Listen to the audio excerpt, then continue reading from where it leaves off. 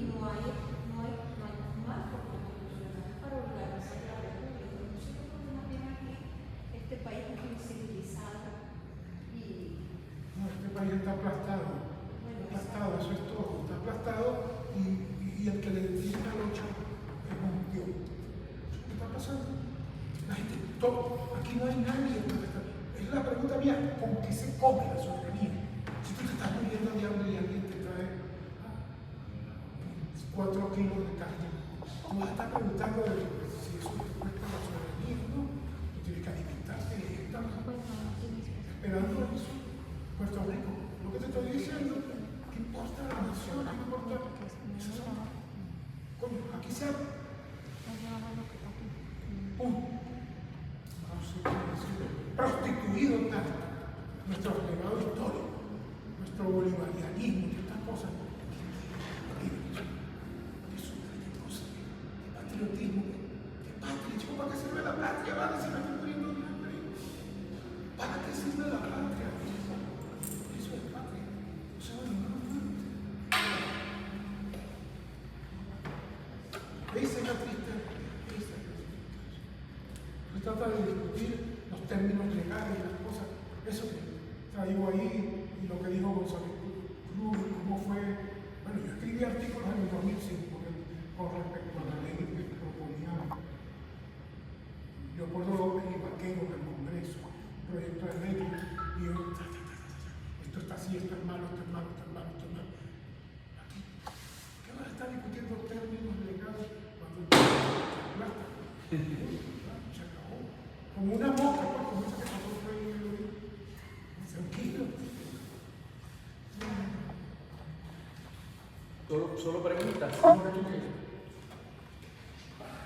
Lo digo porque uno se preocupa, a lo mejor uno ve cosas como loco, uno ve que los demás no ven, los locos vemos cosas que los demás no ven.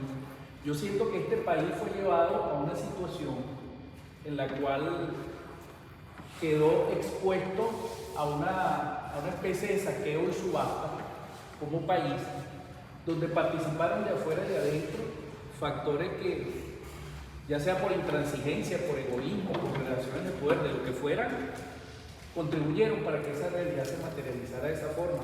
Y hoy en día un triángulo, podríamos decir, de élites, el trompismo por un lado, el chavismo por el otro lado, el mariacorinismo, oposición por el otro lado, negocian las relaciones de poder, negocian la subasta del país, no consultan a la sociedad como un todo, no lo oyen, a pesar de que la propia Constitución incluso establece canales, referéndum aprobatorio, para temas de trascendencia que comprometan el futuro de las generaciones presentes y venideras. Y se crearon todas las condiciones para que ocurriera lo que ocurrió. Ahora, en este punto, el chavismo, en aras de su supervivencia, tiene una política que contradice en la teoría y en la práctica lo que el chavismo al menos venía haciendo o diciendo, ¿no? De la soberanía, de la no intervención, de la autodeterminación, de lo nacional, y hoy en día solo en el discurso existe eso, ¿no? Jorge Rodríguez y Delcy le dice a la gente que somos soberanos y que somos autodeterminados, pero en la práctica se procedió a obedecer incondicionalmente todo lo que el monarca Donald Trump, como dice Agustín, y el de la Capitanía General de Caracas, Marco Rubio, ordenan y ellos van cumpliendo. Entonces, pareciera que en el marco de todas estas desapariciones que señalaba el maestro Portelar, el Banco Central, etc., todo lo que va quedando, uno se pregunta, no como Jean Bodin cuando habló de la soberanía, 1560, ese concepto que uno siempre desconfía, dice, bueno, soberanía ha terminado siendo a lo largo de la historia un privilegio para las potencias que tienen capacidad bélica para imponerse, pero el resto habla de soberanía como quien habla de politiquería. Yo quería preguntarle al maestro Portelar, ¿ha habido aquí alguna vez en este país una política petrolera soberana? ¿Eso existe? ¿Qué diferencia esta política de entreguismo chavista de este momento a la nacionalista del expropiese, de que el petróleo es nuestro, de que eliminamos la apertura petrolera de Hugo Chávez. Y usted debería conocer mucho de eso, porque entiendo, usted es una persona respetada en el área y en el propio gobierno chavista fue en algunas oportunidades tomada en cuenta su opinión y su trayectoria. Entonces nos gustaría que nos juntara un poquito en ese tema, porque yo lo que siento es que esto no es nuevo. Es decir, esto de la entrega de subasta, piñata, de reparto de este país no es nuevo. Ahora, que se haga con unos métodos diferentes, por lo cual no quiere decir que uno esté de acuerdo, ¿no? Ni que eso sea bueno para Venezuela. En el fondo, sabemos que esta entrega y que esta ley Cristóbal Colón de hidrocarburos, de cambiar espejitos por lingotes de oro, no va a traer beneficio a los venezolanos. Así que ese dinero pasa directamente, como bien lo explicaba usted, de una mano criminal a otra mano criminal por encima del país. Aquí no permea nada. Eso va para Qatar, de Qatar va para Estados Unidos y de allá para acá vendrán especias de algo, si no se lo roban en el camino de los corruptos. Entonces, gracias, maestro. Usted, si lo llama el gobierno del rey en estos momentos, ¿qué le diría a usted sobre esa ley de hidrocarburos? Lo que estoy diciendo. Sí. No, y la respuesta al compañero. Aquí de alguna manera ha habido movimientos nacionalistas y directos nacionalistas en muchos gobiernos, incluido el de Juan Vicente Gómez. De alguna manera se ha tratado de contener, pero es que y claro, Gómez dio de unas y de otras, y Néstor Luis Pérez Luzano, el ministro de Fomento de López Contreras. ¿Qué pasó? Las compañías dijeron, las leyes no son retroactivas, y yo me quedo con mis posiciones que fueron aprobadas en todos los años anteriores. Entonces el ministro tuvo que renunciar. Y no me dijo que, bueno, vamos a negociar con los Estados Unidos. Le dijo al Procurador General de la Nación, y hicieron todo el listado de todas las concesiones otorgadas en Venezuela desde 1904 hasta 1935. Mira este desastre. Cuando se me va y habla con Franklin Delano Rojas y le dice, mira, aquí las compañías están alzadas y no quieren llegar a ninguna discusión. El petróleo venezolano es básico para el esfuerzo contra el narcotráfico. Incluso tenemos el apoyo del Partido Comunista de Venezuela. No es un chiste, pero realmente fue más o menos así lo que Medina mandó a decir. Pero no nos van a aplicar lo que le aplicaron a México, que nacionalizó en el 38 y destruyeron la economía mexicana hasta que México descubrió el 70 Cantarell y comenzó de nuevo a ser productivo. Ellos todo lo que habían descubierto hasta el 38 en México, violentaron los campos, volvieron por la nacionalización mexicana. Medina dijo, no, aquí no va a suceder eso.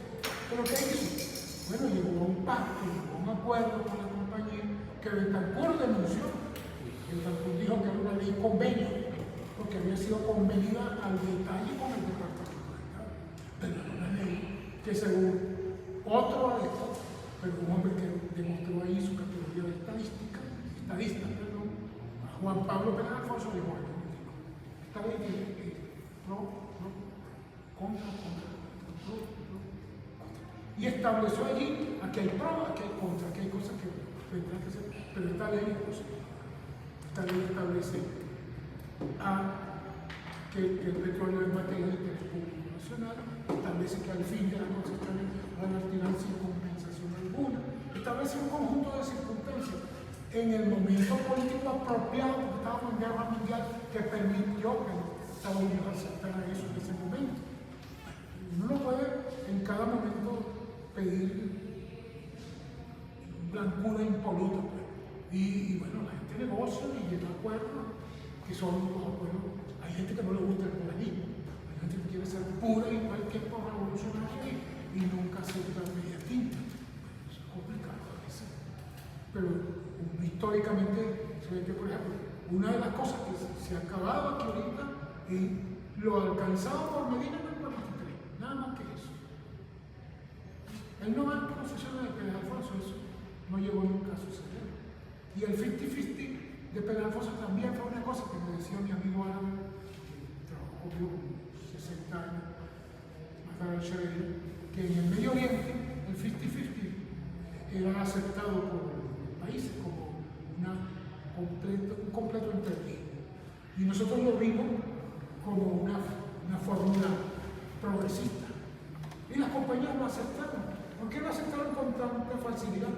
Porque les permitía negociar en mejores condiciones con los recién creados, recién comenzados a producir países árabes.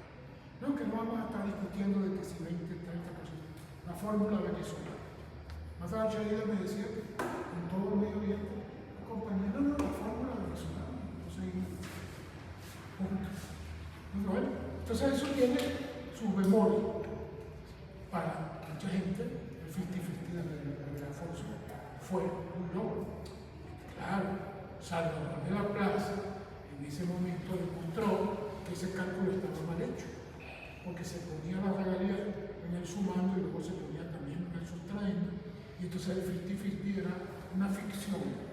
Entonces, bueno, pero así están las cosas. De todas maneras, bueno, después vino Sanabria y bueno, por una cuestión volitiva, simplemente sin ningún cálculo.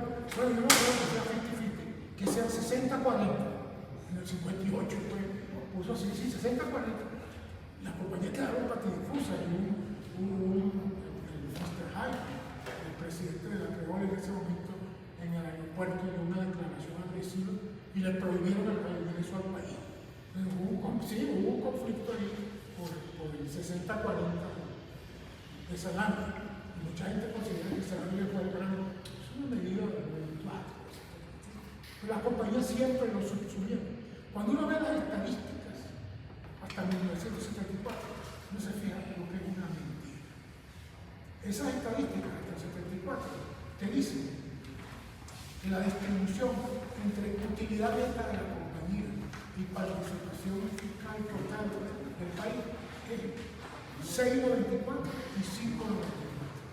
Que las pobres compañías entre 1950 y 1974, en el 74 llegaron con una pequeña participación de 5% de los ingresos netos.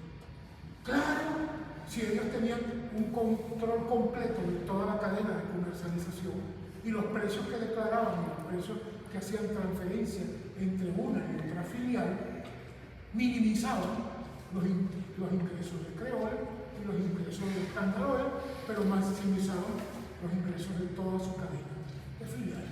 En Aruba, en Curazao, en Liechtenstein, en Andorra, en Panamá, en cualquier parte, se quedaban parte del ingreso. Entonces, la pobre Exxon y la pobre Creole, cuando sacan la cuenta de esos venezolanos, se quedan con el 94%. Muy fácil. Bueno, eso fue denunciado en esos tiempos bastante. Pero son las estadísticas públicas que las puedes buscar en cualquier petróleo y otro lado de estadísticas. Las estadísticas hasta 1974 dicen así. ¿Qué fue lo que comenzó a hacer PDVSA? Precisamente los meritócratas de PDVSA. Hay que eliminar el valor fiscal de exportación, hay que eliminar, y se eliminó. Y volvimos entonces, la relación entre PDVSA y el Estado, y PDVSA para obtener autonomía operativa y hacer cualquier clase de inversiones sin que fuera decidido por el Estado, ¿no? Bueno, le fueron quitando autonomía, disminuyendo los porcentajes de participación fiscal que se tenían previsto hasta el 74. Con el 75 hasta el 83 hubo una caída completa así de la participación fiscal por la eliminación del valor fiscal de exportación. Cuando tú dices, bueno, el valor fiscal de exportación, ¿qué? Bueno, el valor fiscal de exportación era que las compañías declaraban que habían vendido a 20. Y el valor fiscal de exportación era que nosotros le agregábamos simplemente un 20% más.